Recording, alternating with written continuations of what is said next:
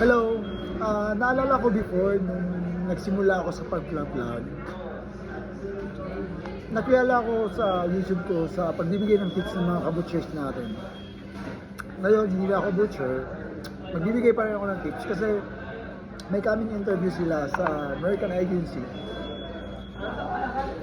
I guess tatlong araw yan eh. 25, 26, 27, I'm not sure. If I'm not mistaken. Pero yun. Kasi maraming nag-contact sa akin with regards to that.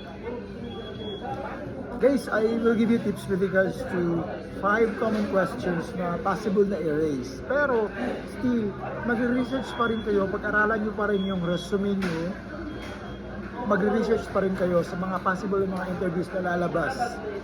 Mga possible questions, rather. So, mag-practice kayo para mas hasa kayo, saka prepare kayo. At saka, laging iwasan na yung makulbaan kayo or something ma-nervous kayo, nervous. Huwag kayong kabahan during the interview. Practice sa mirror, practice na makipag-usap para handa kayo sa interview. So number 1 common question is tell me about yourself. So yung pag-answer nito, hindi mo kailangan na sabihin yung nasa resume mo. Kailangan mag-research ka paano mo sagutin yung mga bagay na yan. Direct to the point at saka good points para sa iyo para mapabili mo sila na ganito pala yung tao. Ganito pala yung tao na to. So hindi yung my name is like that. So kung saan ka nakatira, hindi. So additional knowledge for that, mag-research kayo what's the best answer for the question being given. Tell me about yourself. Number 2 is sasabihin ng ano sa inyo, why do you want to work in our company? So mag-isip ka na ng possible na answer na swak na pag makarinig yung tao na bakit ba gusto mo magtrabaho sa company na to? Bakit gusto mo magtrabaho sa JBS? Like that. So kailangan i-practice mo ano yung magandang sagot para dyan. Kasi very common question yan na i-erase. Hindi lang ako magbibigay ng answer ko kasi may answer naman talaga ako. Pero sa inyo, mag-aral kayo, i-practice nyo, mag-research din kayo sa magandang sagot na i-combine nyo sa realistic na experience nyo. Number 3 is why we should hire you. So, yun, ano ba yung qualities na maganda? Bakit i-hire ka nila? Yun, dapat alam mo yung quality mo, pag-aralan mo yan. Number 4 is, tell me about a challenging situation and how you handle it.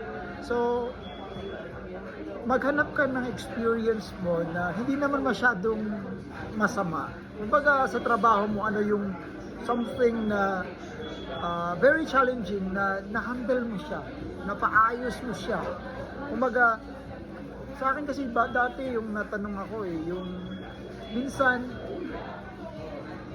tinatamad ako gumising pag umaga yung shift ko, pero yung ginawa ko nung nagpapa-alarm ako, yung ginawa ko is ginagawa kong challenge yung schedule ko na dapat magising ako kasi responsibility ko talaga na magtrabaho, parang ganun. So pag-aralan nyo rin yan, ano yung magandang isagot sa tanong na yan. And number 5, usually, at the end of the interview, they will say, or they will ask you, do you have any questions with us? Alam mo dati hindi ako sinasabi ko sa sarili ko, no, it's okay, I'm good. Pero hindi pala siya maganda. parang opportunity mo na yan, na tanungin yung company, kung ano yung gusto mong itanong. Pero wag mo tanungin with regards sa sahod. Tanungin mo like, how would you describe the company culture? What is the biggest challenge someone in this position might face? So, mag-research ka, ano yung magandang tanong? Huwag kang magtanong about sa sahod, huwag kang magtanong about sa mga nakaka-discourage na tanong. Magtanong ka, mag-research ka with regards sa ano yung maganda. Kasi maganda pala itong way na makita nila sa'yo na interesado ka sa posisyon. So, opportunity mo na yan na magtanong, kaya magtanong ka. Tsaka i-research mo rin yan kasi sa ChatGPT, sa Gemini, sa Google, ano yung magandang itanong pag sinasabi nila sa'yo, do you have any question with us? Ako kasi dati wala eh. Pero nung nakita ko talaga siya na opportunity mo pala siya na tanungin sila. Magandang tanong dapat na piliin mo kasi yun pala yung points mo na makitaan ka na interesado ka sa trabaho kasi nagtatanong ka. So yun lang guys, sana nakatulong yung tips ko sa inyo. Pag-aralan nyo yung mga tanong na yan, mag-research kayo, ano yung maganda, then mag-practice kayo when you answer something or when you answer the questions being raised. Practice kayo sa mirror. Tingnan nyo yung sarili nyo.